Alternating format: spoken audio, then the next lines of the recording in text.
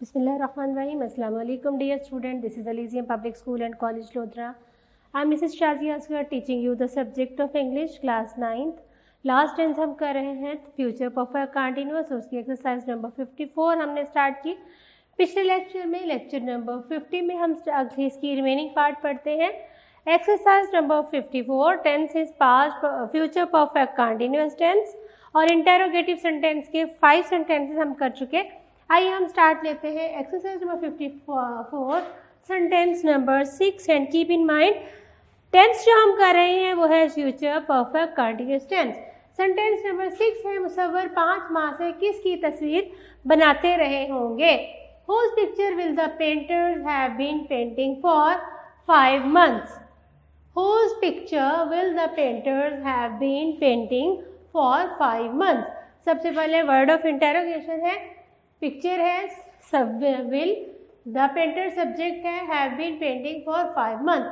Whose picture will the painters have been painting for 5 months? Sentence number 7 कल से कितने मजदूर ईंटें उठाते रहे होंगे। How many laborers will have been carrying bricks? Bricks कहते हैं ईंट को। Since yesterday.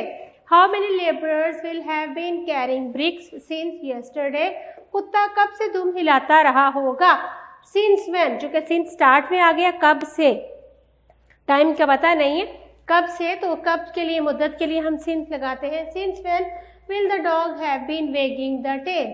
Since when will the dog have been wagging the tail? कुत्ते का दुम हिलाना, wagging the tail. नंबर 9 क्या शहद की मक्खियाँ 15 मिनट से काटती रही होंगी।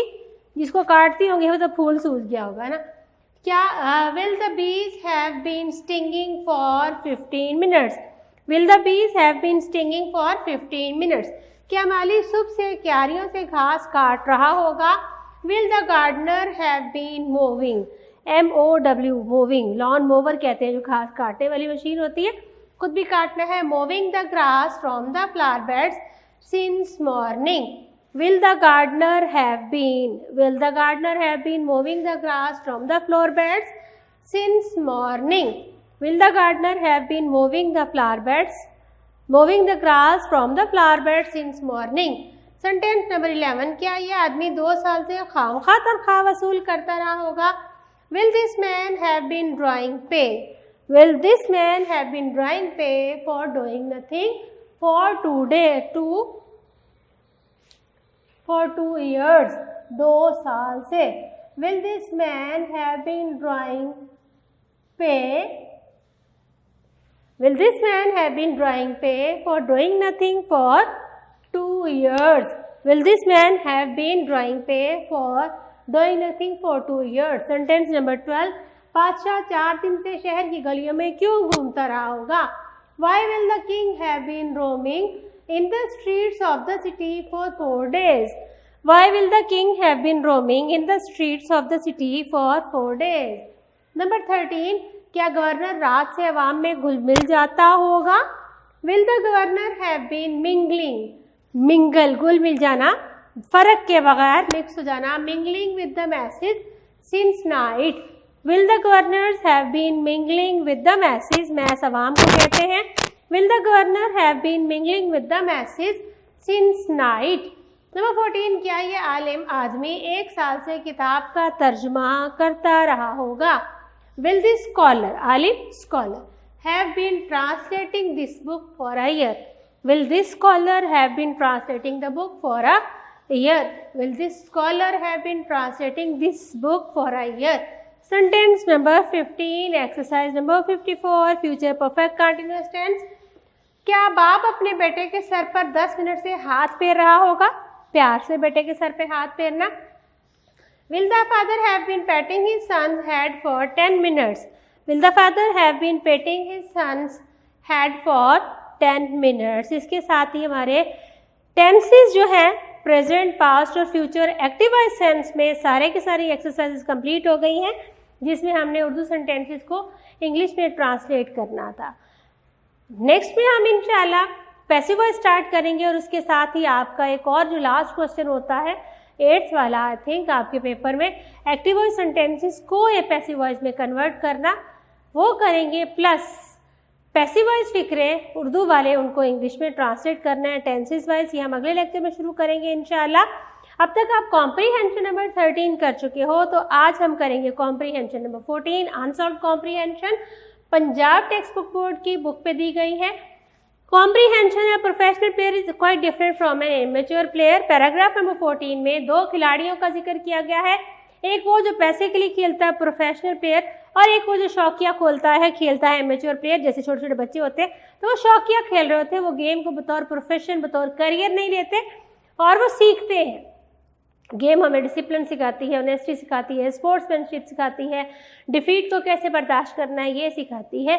तो आपको कंपैरिजन दिया गया है कि प्रोफेशनल प्लेयर चुपके रकम के लिए, चुपके पैसे के लिए खेलता है, तो उसके जहन में हमेशा ये होता है कि वो चाहे रूल फॉलो करे, चाहे वो डिसऑनेस्टी करे, फॉलो करे या ना करे, ऑनेस्टली बाय हुक और बाय क्रूक ऑनेस्टी अपनाए या डिसऑनेस्टी अपनाए, वो किसी न किसी तरह से इस गेम को जीत जाए, क्योंकि गेम के जीतने भी उसको पैसे मिलते हैं। और उसका मकसद भी फन नहीं है, हेल्थ नहीं है, रिक्रिएशन नहीं है, पास टाइम नहीं है।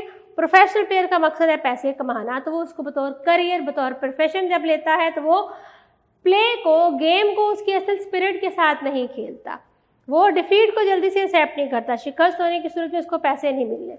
तो जो इमेच्योर प्लेयर है, जो कभी कभार शौकिया खिलाड़ी है, इमेच्योर उसको कहते हैं, वो किस लिए खेलता है? वो डिसिप्लिन सीखने के लिए, वो रूल सीखने के लिए, ऑनेस्टी सीखने के लिए, स्पोर्ट्समैनशिप सीखने के लिए, हेल्थ के लिए, फन के लिए, जॉय के लिए खेलता है, पास टाइम के लिए खेलता है। लिहाजा इमेच्योर प्लेयर जो है वो गेम को गेम करके ही खेलता है, प्रोफेशन बना के नहीं खेलता। इसके क्वेश्चन आंसर्स हैं, पैराग्राफ आप बुक से पढ़ लीजिएगा। क्वेश्चन के आंसर, क्वेश्चन नंबर 1 है what is meant by professional player? Professional player से क्या मुराद है? A professional player is the one, professional player वो शख्स है who takes up games as a profession, जो गेम्स को बतौर प्रोफेशन लेते हैं। जैसे जावेद मियांदाद थे, जैसे हमारे इमरान खान साहब थे, प्रोफेशनल प्लेयर्स थे, इनका पेशा रोजी कमाने का जरिया गेम थी। A professional player is the player who takes up game as a profession. Number 2, with what aim does he play games? जो प्रोफेशनल प्लेयर है वो गेम किस मकसद से खेलता है? His main aim यहाँ आएगा प्रोफेशनल प्लेयर्स। मैंने हिज इसलिए लिखा कि आप पैराग्राफ से उठा के हिज लिख दोगे तो मैं आपको डिफरेंस बता सकूं कि आपने प्रोनाउन से आंसर स्टार्ट नहीं करना है। अब मैंने इस हिज को सर्कल किया है कि आपको ये नहीं लिखना। अब professional players main aim is to earn money और टू विन नेम। 2 मकसद है प्रोफेशनल प्लेयर के, number 1 make money, number 2 earn name. अब professional players main aim is to earn money और to win name. Professional players का main aim क्या है? To earn money और to win fame. Professional player main aim is to earn money और to win the name. Question number 3, what makes an amateur player responsible citizen? शौकिया खेलने वाला जिम्मेदार शहरी कैसे बनता है?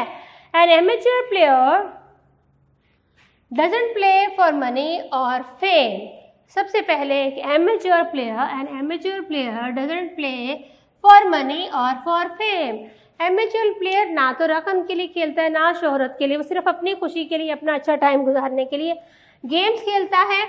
Games teach him honesty, discipline, sense of responsibility.